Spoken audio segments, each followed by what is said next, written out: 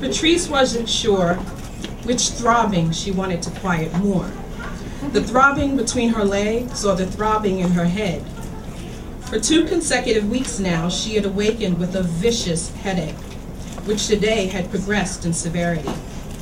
Yet, despite the pounding in her head, she still got jittery between the legs, watching that tall, dark, delicious man pass her desk.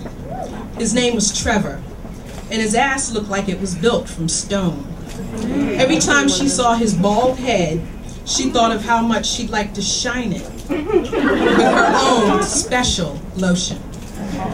Just as she was daydreaming about rubbing her thick, swollen pussy lips all over his face and head, she realized he was speaking. "Good morning, Patrice." Good morning, Trevor," she stuttered. "Hot enough for you?" Patrice wanted to say, "Hot as a goddamn furnace. Wanna blow it for me?" Instead, she said, "A little too hot," and left it at that. "Well, try to stay cool and let me know if you need a fan or something. I believe we have some extras in the storage room." Trevor was the firm's facilities manager, and it was his job to make sure that their office ran like a well-oiled machine, and that the partners, attorneys, and staff were comfortable. Her mind running on overtime, Patrice thought some more about his well-oiled machine, and how much she'd like to grease it, that is, before reminding herself she was married. Trevor hesitated a moment, as if he wanted to continue the conversation, but instead wished her a pleasant day and continued walking. Trevor couldn't help but notice feminine, feline-like Patrice. Her slanted eyes and agile body reminded him of a jungle cat that, when tamed, purred like a kitty cat. Years ago, they had a phrase for women built like Patrice: a brick shithouse. And that she was, standing approximately 5'5". Patrice wasn't a big woman, but those 38 Ds, those shapely legs, that tiny waist and round ass, meant she seldom went unnoticed, especially not by Trevor. He often visualized the stunning contrast of his dark chocolate complexion against her light chocolate form. The stress at home was clearly beginning to get to Patrice, and this morning's headache made it impossible for her to function at the most basic of levels. Since leaving work and going home was definitely not an option, she decided she would use her lunch hour to get it together. She had heard that there was a room in the office called the quiet room, where you could go to nurse an illness or maybe even catch up on a little sleep if need be. As long as the room wasn't occupied, it was on a first-come, first-served basis. The key was kept at the receptionist's desk, so Patrice went to retrieve it, hoping that no one else had. "Hi, Gladys," Patrice offered with a smile. The receptionist at Perkins and Brightman was a haggard old crone with a disposition to match. Patrice thought her face would crack trying to play nice with the old bitch, but she hadn't maintained her station in the corporate sector without her fair share of sacrifices. "Is there a key to the quiet room here?" Patrice asked. "Of course it is. Where else would it be?" Gladys answered snidely. "Sign the book and take the key that's in the pocket. If the key is there, then it means the room is free." Patrice signed the book that Gladys motioned to and took the gold key from the binder pocket. There was a spot for in and out. She signed her name and jotted 1 p.m. in the inbox. As she walked away, she realized she had no idea where the quiet room even was.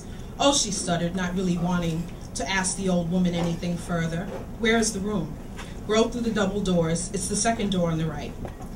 Patrice found the room with little difficulty, stuck the key in the lock and opened it. She walked in and surveyed her surroundings: beige walls, a brown leather chaise with a blanket and pillow, a small cherry wood side table in which there was a silver lamp with a white shade. Next to the lamp was also a first aid kit. She opened it, seeking anything that might get rid of her horrible headache. Nothing. It occurred to Patrice that the only thing she probably needed was a short rest. Things had gotten so unbearable at home, and dealing every night with someone you despised could definitely be a contributing factor to consistent headaches. As much as she hated screwing her pot-smoking, non-working, lazy-ass husband, Patrice was as horny as a fucking rabbit. She had taken to masturbating every opportunity. Although she was horny, headache and all, she knew that this was neither the time nor the place for satisfying her basic desires. However, there were often things even your own mind couldn't control. Surprisingly, she drifted off to sleep almost immediately after lounging on the chaise and pulling the heavy gray wool blanket up to her chin. It didn't take long for her dreams to take hold. Drink it. Drink every last bit of it.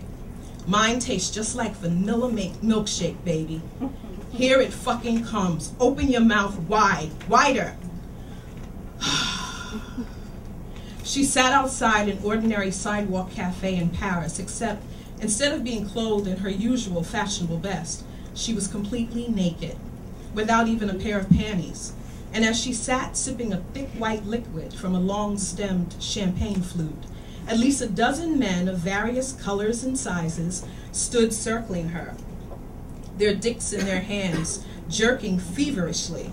One, a tall, bald, chocolate, strapping brother with granite pecs and a cock that could bench press a barbell, had maintained quite a rhythm, sliding his right hand up and down his burgeoning erection, allowing his pre-cum to lubricate his efforts. He aimed directly for Patrice's mouth, hoping to make the money shot. Open wide, sugar, you never tasted joy juice like this before, he uttered breathlessly. Patrice obeyed every word and kept her mouth as wide open as was physically possible, anxiously awaiting her reward. All sorts of men were in the circle. Some were white, some Hispanic, some tall, others short. Some looked like they spent hours in the gym while others were of average physical condition. But none of that mattered one bit to Patrice. Her focus was on their dicks and the circle jerk that they were all engaged in. One short man with long black wavy hair, who appeared to be Mexican, gripped his cafe au lait cock so tightly she was sure the strangled look on his face wasn't passion but pain. Fuck! He groaned as he blasted Patrice's swollen, ample globes with his sweet, sticky offering. She ran her index finger over her breast and retrieved a dollop of cum. The paltry appetizer only left her more famished than before, and she lifted her left breast and began devouring what was left with her own mouth, enthusiastically lapping at her now rigid nipple with her tongue, nibbling and biting until her nipple was raw and her pussy sopping wet. While others aimed for the long-stemmed flute she was holding, still others seemed intent on splattering her pert, erect nipples with their cum as she waited for each of them to explode one by one.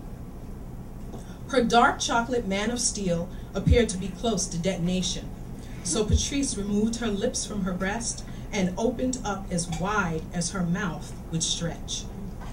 Here it comes, sugar, he bellowed. His aim had a perfect landing directly inside Patrice's eagerly awaiting mouth. Drink it all, he bellowed. Don't waste a fucking drop. You never tasted nectar like this, baby, never.